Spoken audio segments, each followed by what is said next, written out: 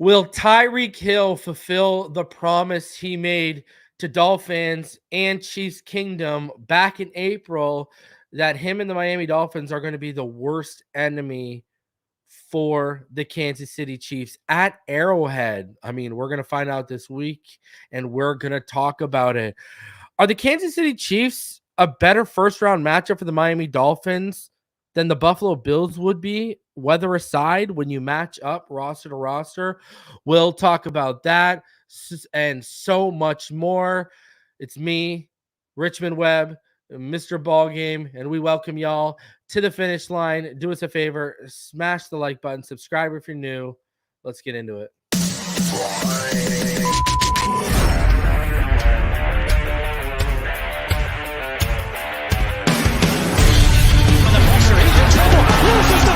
Touchdown! Got it! You have got to be kidding me. Jalen Waddle has a Dolphin touchdown. And he will score! Field down the near side, man open, touchdown!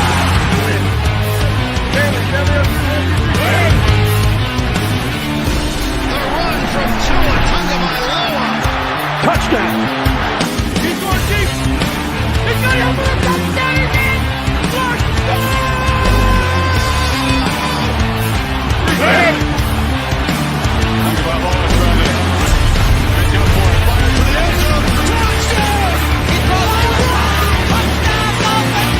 Beautiful day to be a Dolphin fan. Let's go!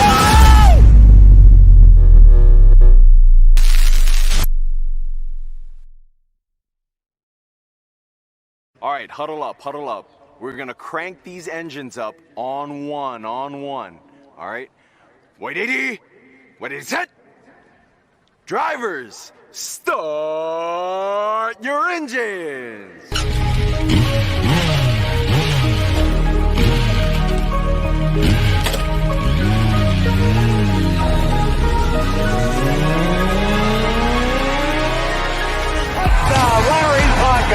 This is the finish line. I coached a great offensive lineman in the past. Larry Little, Dwight Stevenson, Jim Langer, all Hall of Famers, and Richmond Webb belongs to that same group. Here are your hosts, legendary Miami Dolphins left tackle Richmond Webb, Reason, and Mr. BallGame.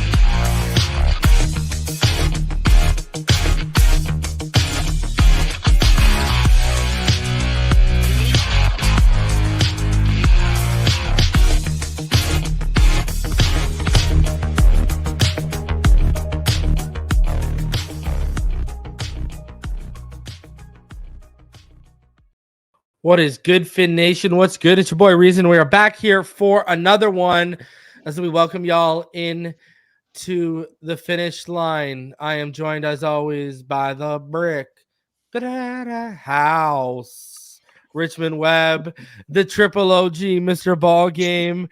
Gentlemen, first time this season we are meeting after back-to-back losses because it's the first time this season it's actually happened. You know, nightmares do come true, and we are living in it right now. Even at 11-6, there's a lot of division in the fan base because this team didn't close off the 1 seed, didn't close off the 2 seed, and obviously they're the 6 seed now. Instead of hosting the Steelers or the Bills at home, they are on the road to Kansas City, Arrowhead, which is one of the hardest places to win at in the NFL, although this year has been one of their more up and down years as a team and at home, but we'll get into all that. How are you guys feeling now as we get into the transitional period of, well, it should have been on Monday, but now we're into Wednesday. How are you feeling getting off that loss, Richmond, and now focusing in on the Chiefs this weekend?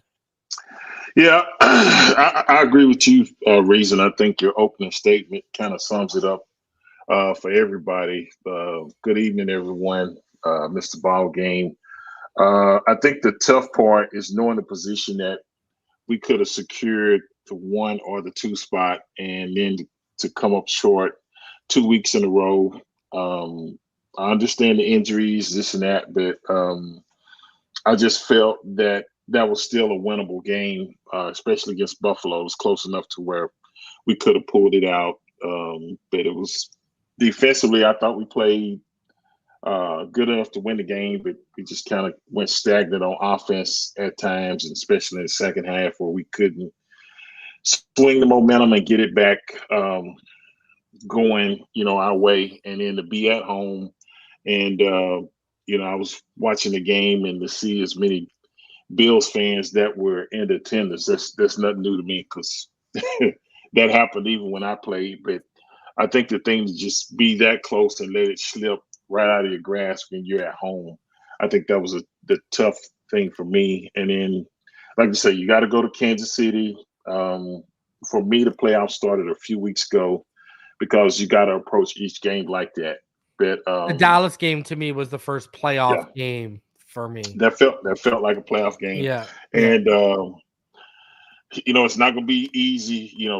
Like you say, Kansas City have had their share of issues, and that I think Kelsey didn't play the final game of the season, but you can guarantee he's going to be out there. And I know we've made some transitions because of the injuries we've had at the outside linebacker position, but this is the last shot. It's either win or go home. I think if they don't understand that, or if we can't get it done, it'll be a trip up there and back home, and the season's over with. It. I'm hoping we can kind of turn it around and win that first playoff game. I know it's not going to be easy, but win that one on the road and hopefully reignite and get ready for the next one. But other than the two letdown, the last two losses, I'm good. And there's a comment for you, Richmond. Justin says Richmond Webb is my first Dolphin player I got from a pack of cards as a 7-year-old in 1994. He was 7 in 94. Whoa, so 87, baby. He's an 87 baby. Okay. There you go. All right. But other than that, I'm doing good. Glad to be back and chop it up with you guys and give it over to the triple G. Man, I'm in a weird space because I thought I'd be a lot more upset about the last 2 weeks, but I also told myself a long time ago that this team, and as inexperienced as they were at being in this position and moving forward into the playoffs and being a playoff team now for a second year in a row, there's things that you have to learn that you can only learn by going through the trials and tribulations of it all. So my coaching background kind of levels me off and keeps me kind of even keeled to know that there are still some areas of this team that we depend on that just aren't there yet. And the guy that we brought in to kind of solidify the offense and be able to smooth things over in this transition for Tua and things of that nature hasn't really been the guy that we expected him to be, but he's human also. So I get that, Tyreek, people kill him, for the drops and things, but they've come also and been put in positions where, Mike hasn't made and hasn't consistently made great play calls and done things that play to the strengths of what we were doing on offensively during the game to capitalize in key areas. And these are all things, unfortunately, that we're as fans are subjected to right now at this point. It's just frustrating because you watch the same things happening in exactly almost similar situations where there's a chance for him to make a call that could change the flow of the game, and he doesn't, and then it sets us back, and then the momentum shifts. And to me, both games were winnable. I didn't see anything from Baltimore that made them over the top. Just this team, that was just so overwhelming. We did more damage to ourselves, and we shot ourselves in the foot in places where I just didn't think that we didn't execute. So the question becomes now: how bad do they really want it? And have they learned enough and heard enough of the outside chatter to tell themselves we gotta focus, we gotta lean on each other, and we gotta rally and pull deep from within because we're down bad in terms of injuries and things of that nature. But nobody cares about that now because it's a new season. So everyone's 0-0, and the goal is to go in and punch them in the face and keep punching them until they give up, and then you leave with the victory, and then you prepare. Scratch the slate, go in, wipe the slate clean, and then you prepare for the next opponent, and you do the same thing over and over again until you're the last one standing, And these next couple games, I believe that Kansas City is not Kansas City of old, but they're still a dangerous team because they have one of the best quarterbacks in the game, and they have a coach that's been tried and proven to be able to be a winner in this league. And Andy Reid is going to give us the best shot he has. Even though their wide receiving core has probably got Patrick Mahomes in the worst possible mindset he's ever been in the last 5 years of his career. You know what I'm saying? I mean, when quarterbacks have receivers that they depend on drop balls at the rate these guys are dropping, even the quarterback's confidence drops a bit. So they're limping in as a different team. We're going in as a team that we didn't expect to be in terms of injuries. So I think it's a pretty even matchup. The only thing is that the elements are going to take the best out of both. We come in with speed and timing, and they come in with just sheer will and experience of having been there. And, it's just a matter of who wants it the most. But I do believe that the Dolphins really want to separate themselves and prove to the NFL that they have arrived and that they're ready to compete at the highest level. There are no more excuses. You got to win, and you can't be your own worst enemy. So I'm hoping Mike is finally going to rely on, Smith and the guys around him to help him in those moments where he has to make crucial decisions, because depending on yourself in those key points is just not good for the team.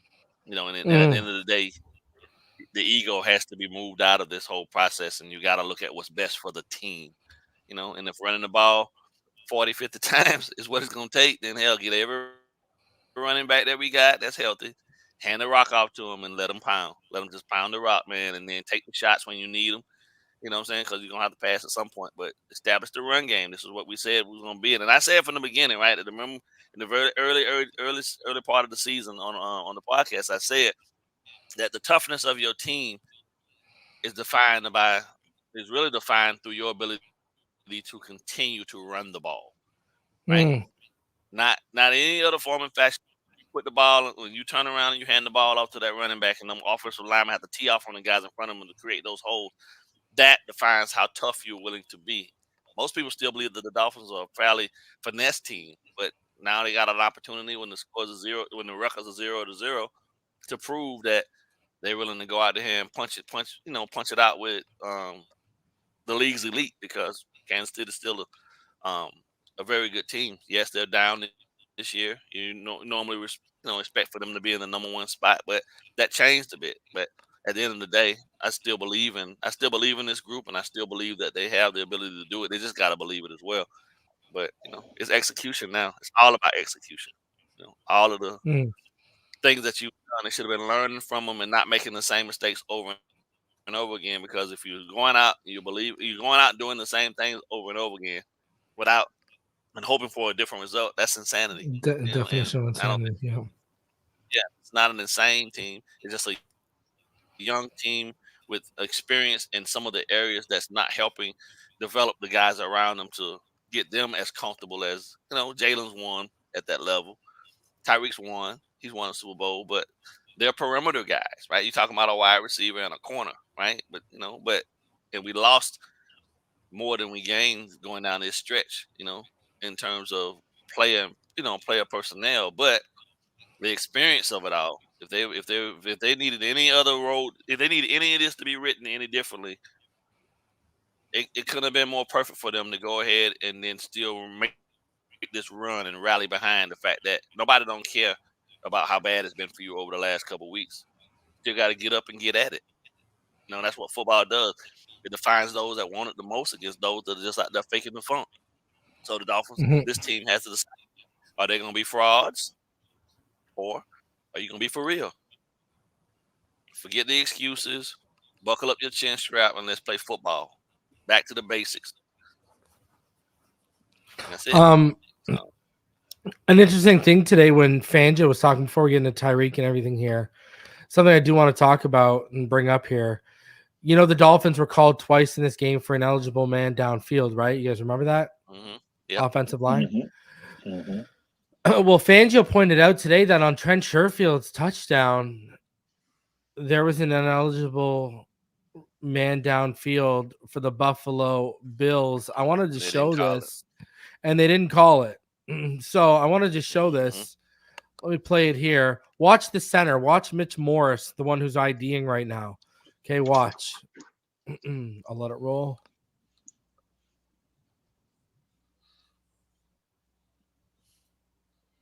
All right. We bring it back to right here. Oh my. And where you see where he is, right? Like you see, right? And Yeah. I mean, for people who kind of want to see it, circled for them and highlighted for them. And I mean, there you go right there for you, basically. I mean, that's a pretty big whiff because that was on a Madden glitch touchdown. And they called us twice in the game for this. And we've been getting called a lot, actually, over the last couple weeks for this. I know Right. Richmond's probably noticed that. What are your guys' thoughts about that big of a whiff on a game where they weren't whiffing on calling that against us on a game-changing play, really? Good eye by Fangio, by the way. Anyways, yeah, for me, it will make me wonder if other teams are like after you watch the film. Typically, if you have any questionable calls that were bad calls made or didn't made, I guess it's a sheet they used to fill out, whatever, and then turn it into the league office. So if teams have been complaining that, look, the Dolphins linemen are, too far down the field or ineligible, if that keeps coming up, then I think the officiating staff is probably being alerted to say, hey, you might need to look for this. This has been repeated. And then the league office will probably review the film and say, yeah, we might need to look at some of these because it is borderline this and that. But if Buffalo hadn't been, their offense is different from ours, where it's not as blatant because a lot of times it look like it's a screen, but that RPO we run a lot of time too. It gets the ball out so quick that by the time you get ready to call it, the ball's gone. So if it's a little hesitation and stuff, I think they've been alerted to possibly look for it. I don't know for a fact, but that's the only thing that makes sense because if they hadn't been calling it all this time, what's changed at this moment? Because you didn't see McDermott or anything on the sideline saying, hey, they're downfield. You need to look at that. There was no complaint like that. So I think it's been turned in from other teams we possibly been playing and say, hey, you might need to make a notation of that or really look at this because these guys are ineligible because they're too far downfield when the ball is thrown. That's the only thing that makes sense to me. What do you think, BallGame? Well, I think a long time ago, or a couple, I'd say at least 6 weeks ago, they started. No, you're good. I'd say about 6 weeks ago when you started seeing an uptick in the calls. Yeah, about 6 weeks ago, there was an uptick in the calls against us, and I'm with Richmond. I do believe that somebody started reporting and just saying, hey, with all this motion they got going on and all the stuff that they do, why don't y'all start taking a little bit more of a look at what's going on with the linemen and all this type of stuff, and people start feeling like you're getting an extra advantage of this, that, and the third, and it's unfortunate because then in the same form and fashion they call it on us, but then it's clearly one that was missed on the Buffalo Bills, but the eye has been on us. I think like when you think about this, right? For the last decade, there's been consistently in kind of who's been invited to the party in terms of teams winning over 10 games. Right? When you get a new team that's scary good and has the potential to go in and knock everybody off and move things around a little bit, the NFL kind of goes through this process of trying to decide to themselves how they want the image of the league to look too. And anybody that don't believe that, you crazy, because at the end of the day, they do have their poster boys and they do have certain things that they've certain teams that they've gone and backed to a degree that, if that team is going to go and upset the natural order of things or what's been kind of consistently the order of how things shake out in the end of a season, they have to go back and adjust and look at things differently as well. And the Dolphins, while athletically having the ability to be one of those teams that can go in and shake up things, I still don't believe they respect us.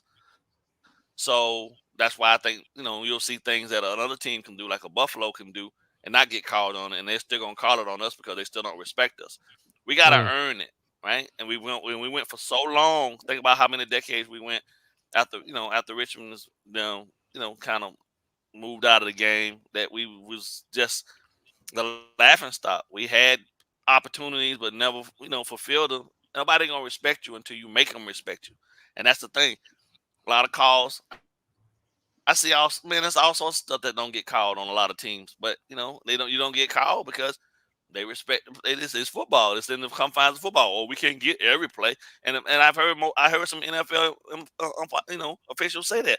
We miss a lot of stuff, but we try to make it as fair as possible in this, that, and the third. But nah, not really. Not really. It's just a matter of who you respect, and they just don't respect us, and we got to take that. We got to make them respect us.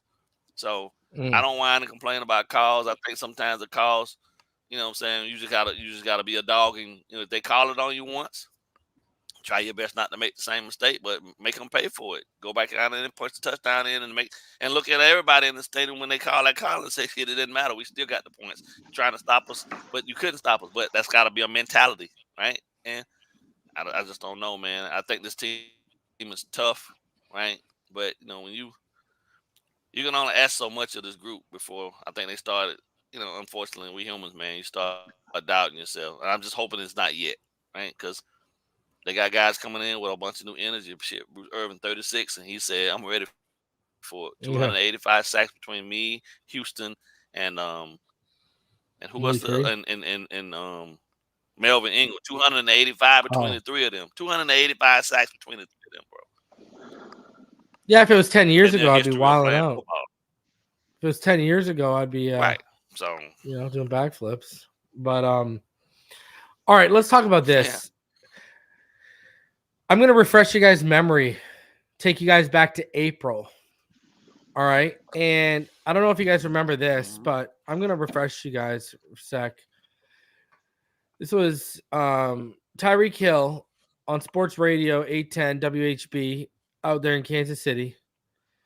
And this is what he said. It was you can find the podcast. It's an hour-long podcast. But this was the portion he said before it was announced that we'd be playing at Germany, right? But we knew who our opponents would be. I want to play this. Chiefs Kingdom, when the Miami Dolphins come to Arrowhead Stadium this year, guess what we gonna do? Guess what we gonna do? I hate to say it, man. I hate to throw up the peace sign against y'all. I hate to do it. But guess what?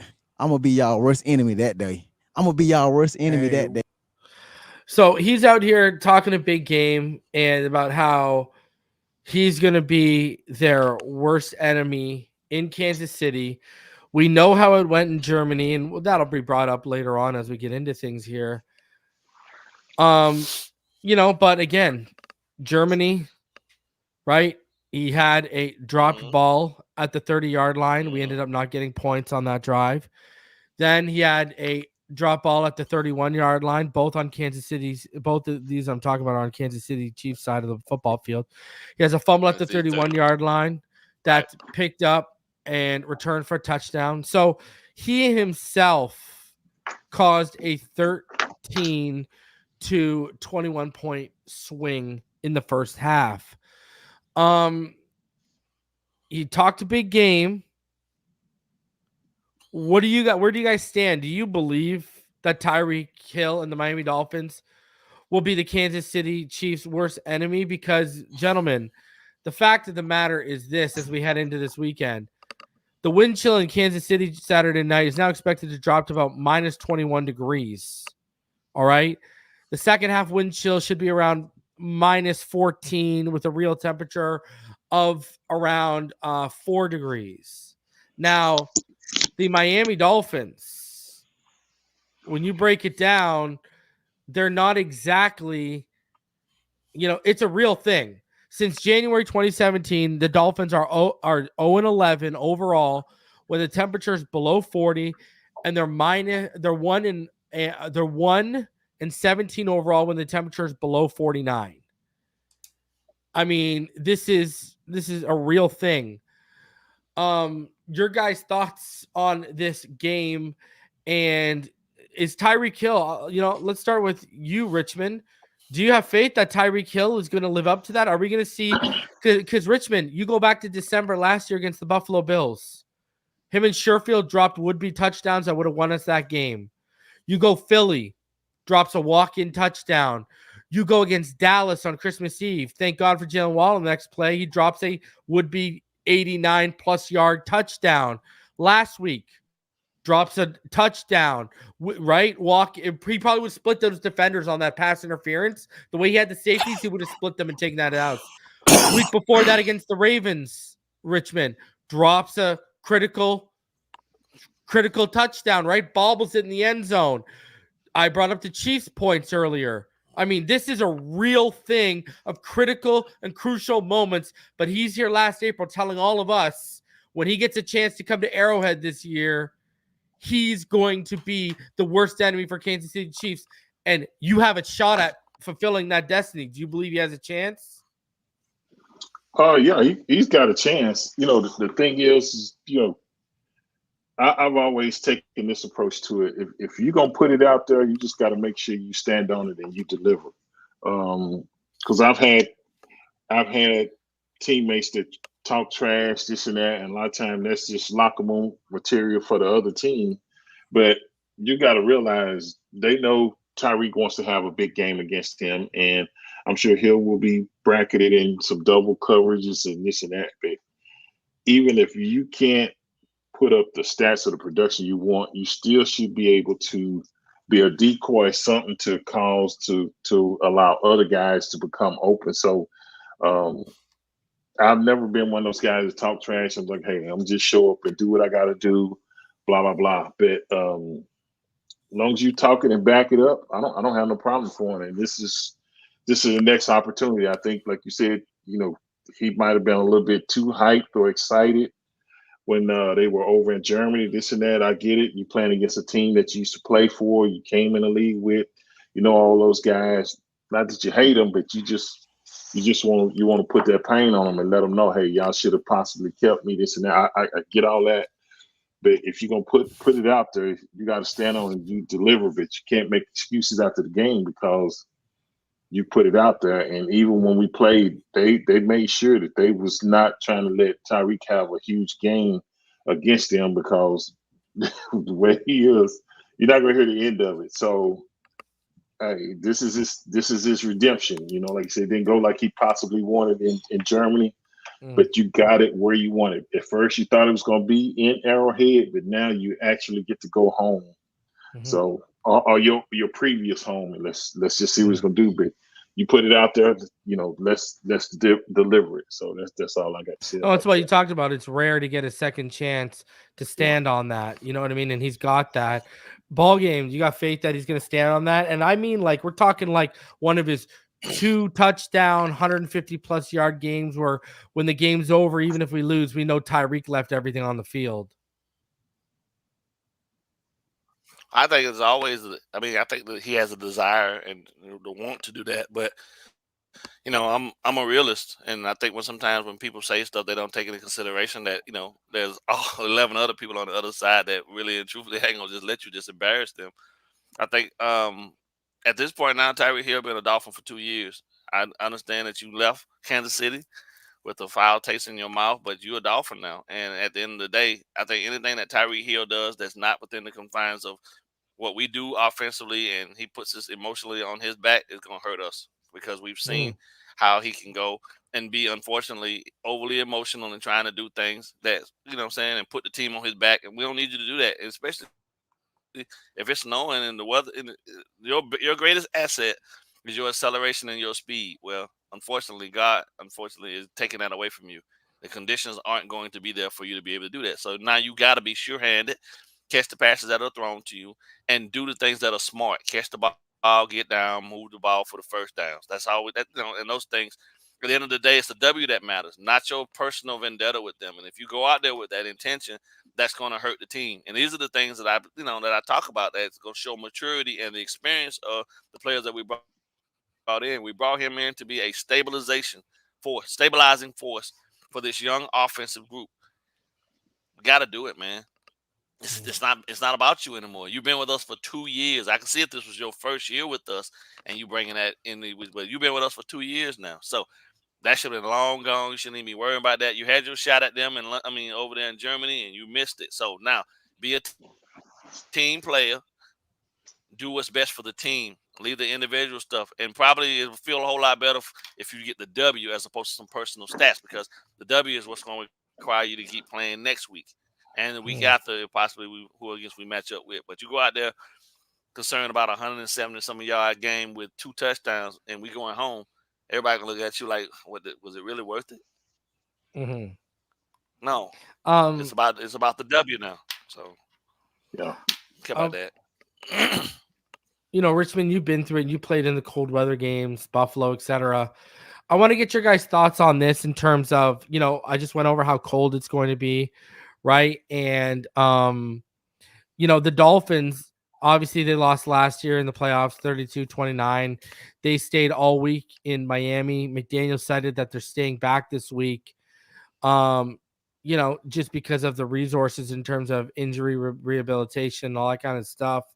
You know, having to go from this weather to potentially -21, -14. Richmond, you know, I went over about how we're 0-11 over the last games below 40 degrees. You know, Tua talked about how he's not going to wear gloves because this is it's really a mindset. Can you speak about that? Because you guys had, you know, some success in cold weather games when you guys played in them.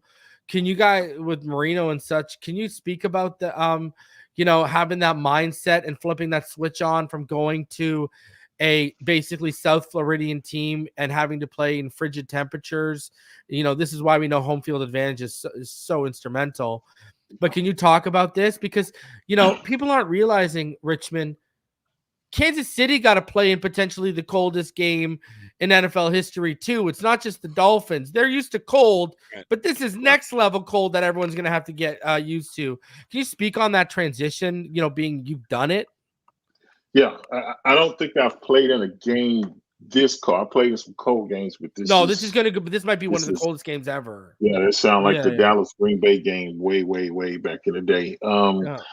I think the thing, and I was kind of thinking about when BallGame finished up, and he was saying about Tyreek, and I think that's one of the reasons he was brought in. Him and Jalen Ramsey, they have their playoff experience, and it's a mindset. And I think that's what the team can definitely offensively benefit from, is getting those guys prepared to, hey, normally when you go to the playoffs, the level of play raises another notch. And with the type of temperatures you're talking about now, I understand too, it's not wearing gloves and this and that, but most of the time this might just be run the ball 30, 40 times. It just, I don't know what the condition is going to be, if it's going to be snowing, if it's windy. It's a lot of stuff that can affect that. But you got to be able to buckle your chest job and put your mouthpiece in and do whatever it takes. And I saw one of your tweets earlier on Twitter, and you were talking about how, you know, Achane possibly needs to touch the ball 20 plus times with his pass run. I think you do whatever the defense allows you to do, and whatever you're doing successful, keep mixing that up and then and mix things in there. And I think the thing when I played a lot of times was, you know, we were able to score points and move the football, but at the same time, the team we were playing, a lot of times we just got outscored. A lot of times we go score 30, 35 points, but then the team we're playing would score 40, 45. So it's a combined, it's a collective effort that you do whatever it takes to try to come out with the win, this and that. And I don't think it's going to be a high scoring game. If it's snow and stuff, that could be footing issues. It's a lot of factors you got to play into, but I do agree with BallGame. It's got to be a mindset that, you know, hey, whatever it takes, we got to go in there and win. And then the other thing I noticed about cold weather games or whatever is when I'm playing them, I watch them even when I watch them on TV. If the game is close, most of the time the teams don't focus on the weather. You know what I'm saying? If the game is, but when it starts getting out of hand, that's when you kind of say, man, they tuck the towel and they be like, man, let's get the hell up out of here. It's cold. But if the game is close, it seems like you can mentally focus in and keep trying to compete and stuff. So that's where I think we should be at and this and that. But I think that's definitely where we can benefit from, like guys like Jalen Ramsey, Tyreek, is you got that playoff experience, and we got really good players, but they hadn't really been through it. But this is the time, like when it gets tight, hey man, get guys to refocus in and just because it could be a turnover, it could be anything, but you need somebody to refocus. You say, hey, no, don't focus on that. We're gonna go back out there. We're gonna correct it and keep going. And I think that's how you get through one of these games here. But definitely wear the protection when you get to the sideline. They got the heated benches. Use what you got, but don't be out there trying to prove something to somebody and then have to come back and get a toe or something cut off, because this ain't no joke right here. So yeah, that's the way I would approach it. Ball game. Fangio said today that Jevon Holland and Deshaun Elliott, their status for Saturday is up in the air. Jevon Holland then went on to say that his knees started firing up, and that's why he actually took himself out of the Buffalo game. Those MCL injuries, it was affecting his movement. He felt he can't cut and move the way he likes to be. Talk about that, but also, I talked about on my show, Ball Game, how, Fangio done more with a decimated unit than McDaniel's done with his decimated unit. And you know what Fangio said today? It was absolutely hilarious. He said, there is no woe is me in this business. As they say in the maternity ward, don't tell me about the pain, just show me the baby. I was like, this guy's too much for me. And he went on to talk about how Brandon Jones has been good this year in relief. What are your thoughts on a big game right now where you're not going to have X? Jevon Holland and Deshaun Elliott are potentially up in the air. What are your thoughts on that secondary and how decimated this unit is? And, even as decimated it is, he thinks, Ball Game, they're capable of doing better than they did against Buffalo in terms of, yeah, they only allowed 14 points, but he feels they gave up too much time of possession to Buffalo, and he thinks they can better themselves in that department, even with all these injuries. What's your faith on this defense and how decimated it is this week heading into the wild card game?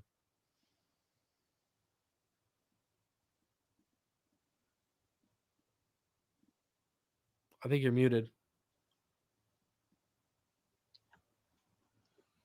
What he's been able to do in terms of having to deal with the injuries he sustained and things of that nature, I think is nothing short of brilliant, because we're still healthy at probably one of the, what we mentioned to be one of the strengths, which is interior defensive tackles. And those boys, like no other, man, played their asses off last week, and they played their asses off the last 6 weeks like no other defensive tackle tandem that I've seen.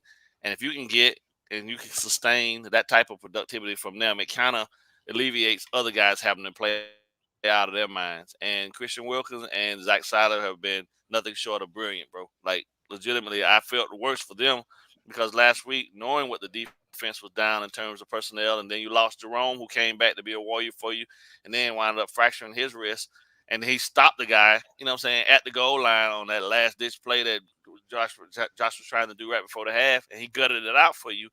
Not only going to the sideline and getting taped up, knowing that his thing was broke. That type of stuff tells me that the defense is they're never gonna make any excuses, and they're gonna be ready to go out and do their best that they can possibly do. Even Apple has now started to form into a player that not to say that he's a high caliber guy, but a guy that at least looks like he's capable of actually being able to contribute and not be a liability for you. So I think I can't argue with what Fangio said, because I watched them hold that team to 14 points, right? With despite how brilliant Josh can be, and in the injuries, and I just don't have the same level of respect for the Kansas City receiving core as I do for Diggs, and when they lost Gabe Davis, of course, but them tight ends up there were brilliant, played brilliantly for Josh, and we still held them. So I got to side with him. I think when you take into consideration that there are no excuses this late, right? We got to show up with who we got to show up with. We got to play the game, and the game, based on whose heart and whose desire is more aligned with what we're trying to do is ultimately who's going to win. And I think Vic's right. Don't tell me about how much pain, because we playing a contact sport. It is what it is. You signed up for this, so let them hang and may the best team win.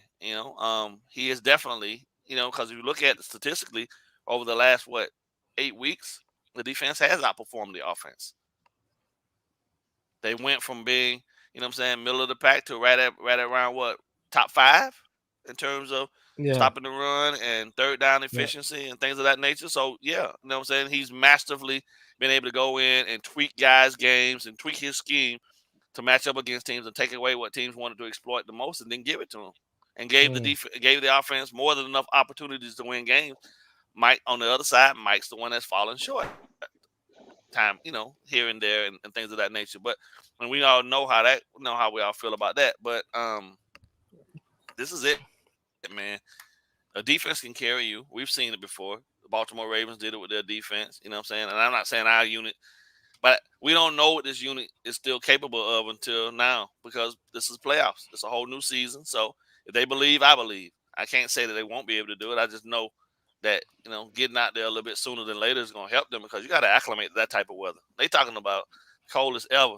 You got to at least take off the jacket and walk around with nothing but your T-shirt and your shorts on just so your body can feel what that's like because you never know what it's going to feel like until you get hit that first time. And the last thing you want to do is be out there playing tense and playing, scared to make that contact because once you hit, when it's that cold, once you get your blood flowing and you actually out there moving around and stuff, then it's become a regular game. But you got to acclimate to that type of way. Ain't no human on the planet gonna be able to go out there and just be ready for it. So soon you can get out there and get in and then walk around in it and feel what it's like, and even touch each other up a little bit, then you can really, then you know what you're up against. But I don't know, man.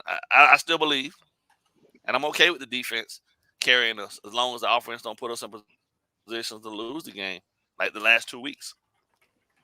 That's where I'm at with it. Did I answer your question? Yeah. I mean, again, right? I look at the Chiefs the first time around, boys. They only technically allowed 14 points because of the fumble. 4 points. Yeah. Right? Brian Cook had the fumble return. Yeah. Other than that, they had the Rashee Rice and the Jarrett McKinnon. And listen, I don't know.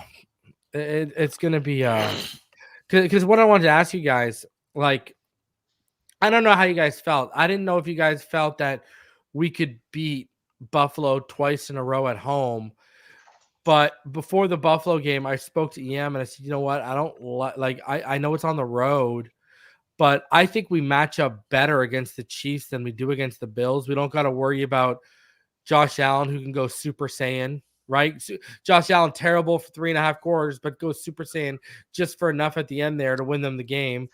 I just look at the receiving core and with how depleted our secondary is, I think we match up against them. Thank God Gabe Davis went out of that game early, right? Because Kincaid was doing enough damage. Right. Against us the first time around, Kelsey was shut down for 3 catches for 14 yards. So we've proven we can take Kelsey out. I think, when you see how inconsistent that offense is, they got no one on the. Does Isaiah Pacheco strike the fear of God in any of you guys in the run game? No. You know what I mean? Rashee Rice is really the only receiving option that seems like he's a threat, and I think we can contain him. I just think now their defense, I think, is very good. Yeah. But where do you guys sit with that? Obviously take the weather out of the factor. When you look at personnel-wise, do you guys think that the Chiefs, take away the weather and all that, personnel-wise, do you think the Chiefs are a better first-round matchup for the Miami Dolphins than the Buffalo Bills would have been? Yeah. I think I'm going to take it. Let me go first, Richmond. I'm going to tell you why. Because I think across the board, when you look at personnel position by position, they don't have elite guys at any of those other positions other than Kelsey. And Kelsey's been a shell of himself on offense. Now, defensively, they can match up, I think, across the board with anyone just based on how Spagnuolo goes about running his scheme. Snead does a really good job of going through and taking the number one wherever the number one goes, and he locks up and he's played his butt off for that position for them. And the other guys are just complimentary. They do a really good job of matchup zone in the other areas of the field to frustrate receivers and things of that nature. And their linebackers are active. They lost a couple throughout the season, and Bolton and things of that nature, but Tranquil came in and filled in admirably for them. So, and they haven't missed a beat up front. Chris Jones is still an effective force up front, so he's going to have to be somebody that we're going to have to deal with. But we've done a very good job all season long of dealing with massive teams that have massive offensive and active defensive fronts. You see what I'm saying? So the only person that really is the X factor over there for Kansas City is Patrick Mahomes. But Patrick Mahomes doesn't have that scramble ability, right? He will do it, but he's not as explosive when you get out into the open field like Josh is. So he doesn't command the same level of respect. I'm just sorry. He's not. And I'm telling you, mentally, he's not the same player this year because those guys have let him down in some of the biggest games that they needed to try to get themselves momentum. Guys don't just magically just turn over in the playoffs and start catching passes. They've been dropping passes throughout the year. The weather going to make it so that they probably going to drop even more. So he's thinking about that as well. So now they're not the same. They're not the same team over on the offensive side, and their offensive line hasn't been that good as well. Now, so the matchup wise, I think all the key areas when you talk about their O line against our D line, we win that. Mm-hmm. Their D line against our O line, I think it's an even matchup across the board because Jackson's played his ass off. Even as bad as Eichenberg's been at sometimes, he's had good games where he's been our solid line looked good.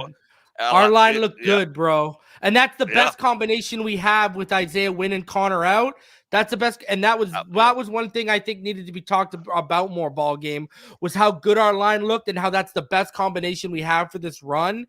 And they really did hold their own against that front.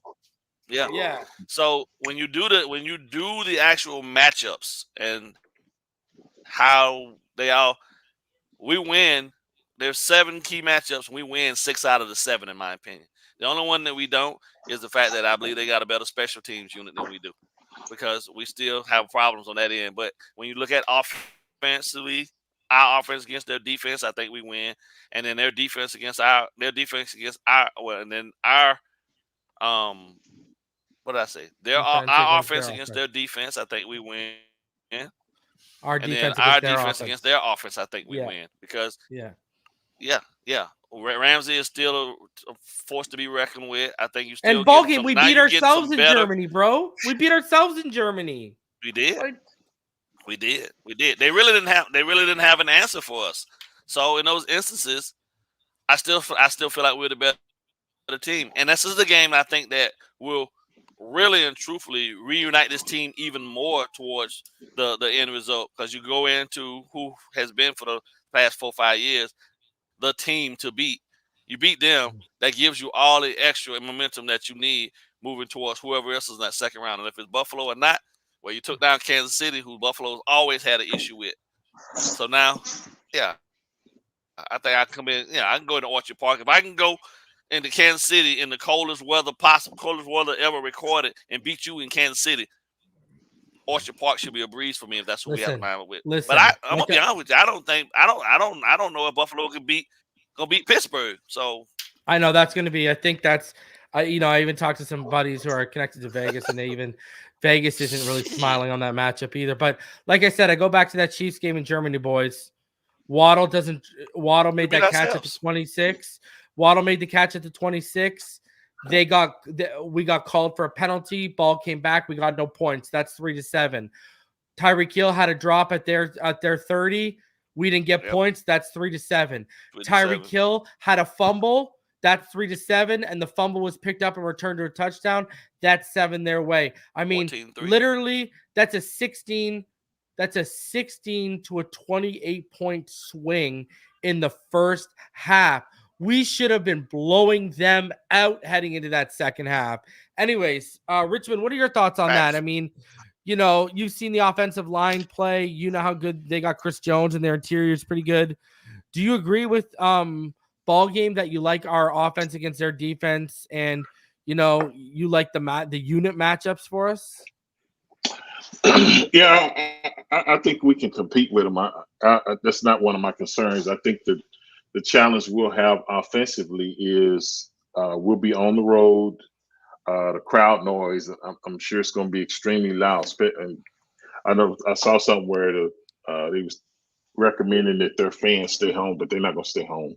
No. They're going to be wrapped up, this and that. They'll be in Richmond there. prices are dropping too. Like ticket prices, you can get like a really good seat for like 60, $70 right now because prices are just in the gutter.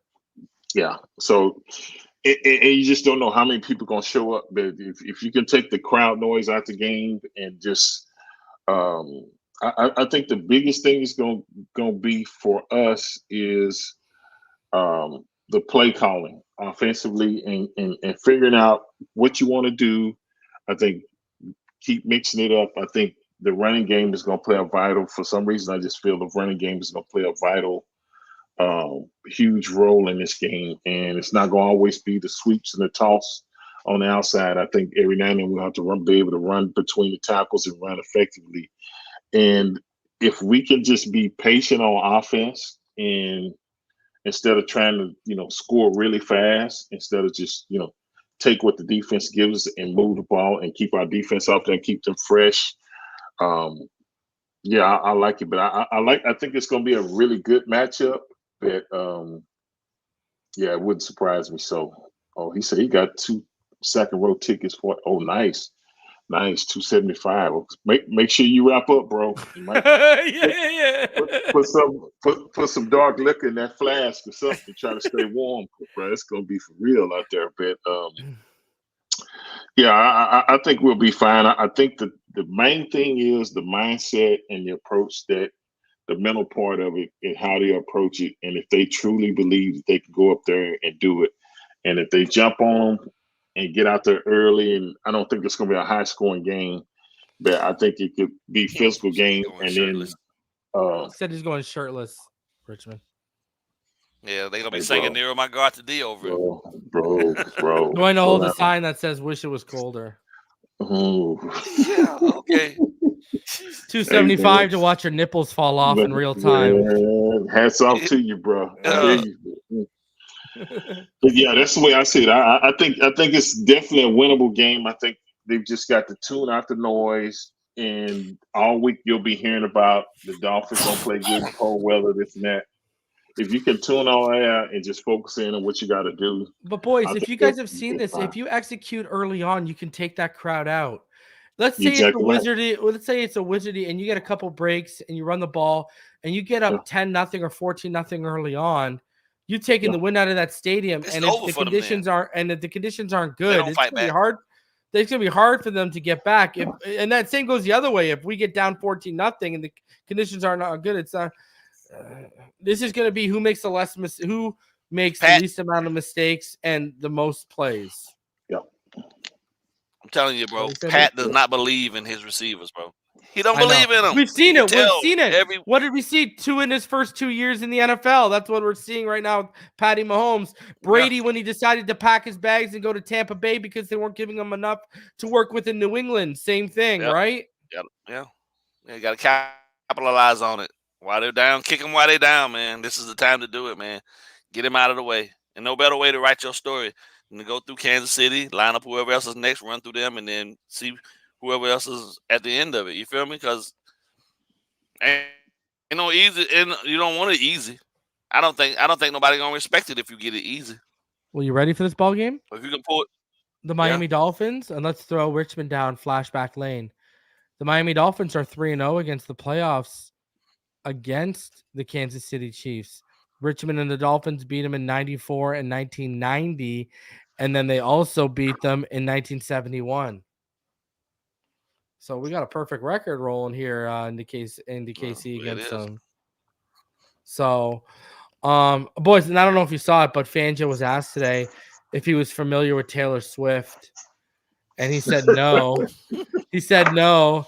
And then he's asked about Shake It Off, and this person said it's a good song, Shake It Off. He said the highlight this is what Fangio said. He was gold today. He said the highlight of my day is driving home at night, and I listen to the 70s on 7, and I don't think Taylor Swift has any song on there. So it's news flash, breaking news. Vic Fangio is not a Swiftie, all right? Not a Swiftie, yeah. All right, gentlemen, I want to get your thoughts. Firstly, before we get into your thoughts and predictions on this game. I don't know if you had a chance to see it, but in the second annual players voted on all pros first team, we had one Dolphin make it, and that was Tyreek Hill. Tyreek Hill made it. He was the only Dolphin that made the team, the all pro first team voted on by players. So yeah, what are you guys' thoughts on the Dolphins having 6 Pro Bowls and only 1 all pro this year? I mean, because again, that's voted on by the players. Bogus. I mean, where's the love? No love for Austin Jackson on any of these awards, eh? And no love at all for Austin Jackson. That's what I'm saying. Crazy. He'll probably get the love next year. I think 2 years in a row. That and like we had a good year, but I think if we finish a little stronger, where we possibly end up with the second or the first seed, a lot of times. Yeah, if we would have won those last 2 games, Tua probably would have been the all-pro number starting quarterback, and he would have won the MVP probably. Yep. We would have had good games. Yeah, I agree with that. Yeah. All right, gentlemen, let me get your thoughts. Kansas City, Miami, how do you see this playing out on Saturday? Short week to get over heartbreak. Hard Knocks yesterday was heartbreak too, having to relive that. That's for sure. Richmond, let's start with you. How do you see this going? I don't think this is. I think it's going to be like I said. I think it's going to be probably a close game, kind of like the first time. I think it's a good matchup for us, but I think it's a winnable matchup. It's just like I said. The main thing is the mindset and going in with a good game plan and making adjustments when we need to keep this thing going offensively. And I'm thinking 2017 Dolphins. I think it's going to be I think it's going to be a close game, and I think that plays in our favor versus winning by 2 or 3 touchdowns. If we can pull that out and secure the win, I think that's good. But I don't think it's going to be a high-scoring game. Like you said, it's going to be really cold. If we can stay focused and make plays and get off the field and get them to punt and kind of frustrate their offense to where they can't get in no continuity and get things rolling, I think we'll be fine. So I'm taking the Dolphins 2017. BallGame. I too take us to win, but I think the scoring is going to be a lot less. I'm going 17-7 Dolphins. I think there's going to be a period somewhere in this game where Tyreek will get one of those crazy catches and take it to the house, and that's going to be the difference. And the defense is going to stand up, and they're going to frustrate Mahomes pretty much all game, and he's going to unfortunately have to be, instead of handing off to angry man Pacheco, he's going to have to make some passes, and some guys are going to be benefactors of him having to try to press the ball down the field in this inclement weather, and it's going to play in our favor, and Vic's going to sit back and just let him make the mistakes, and we're going to capitalize on it. He only got one side of the field he can throw to, right? Nobody really throwing at Ramsey, so Eli just got to be ready. And the other guys got to support. And then our running game is better than theirs, so that's what's going to fuel us. So 17-7. And a punch you in the face against all odds game, I take the Dolphins. So I don't see a lot of scoring. You sound like Master P over there, man. Make it sound,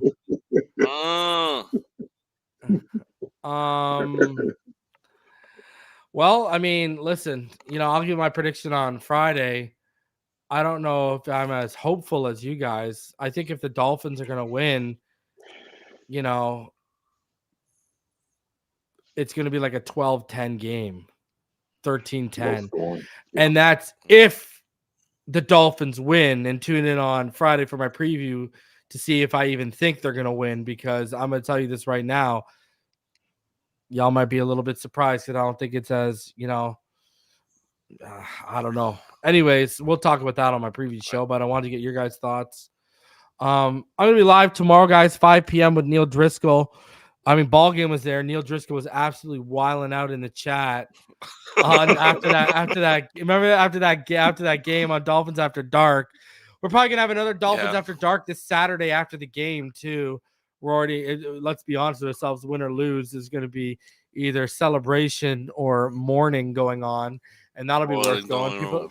People are loving the Dolphins After Dark, man. So, guys, we're just getting it cooking up here.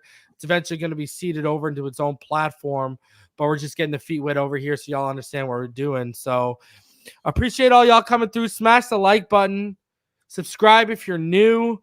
We are not too far off from 14K. Let's get there. And, hey, wild card weekend. Anything can happen any given Saturday. All right. That's it. Smash the like button. Fins up. And I will see each and every one of y'all tomorrow. Take it easy, guys.